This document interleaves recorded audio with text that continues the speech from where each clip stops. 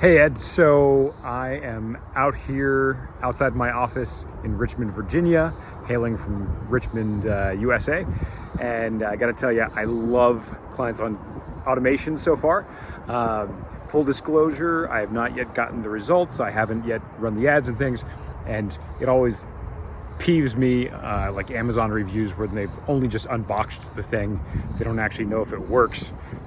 So this is a little bit of a premature review, but I think it's worthwhile to do this now and then later on, once I've gotten the results, to do it again. So that said, I've been impressed every step along the way.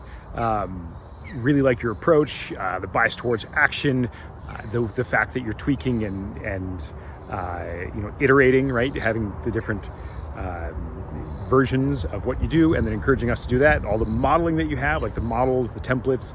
But there's also, listening to some of the consultation clinics and that sort of thing, also feel a lot of freedom to do what makes sense for me, while at the same time having exactly the steps I should follow. So, man, everything about it so far has been great. The price point is great as well. So really appreciate it. Thank you.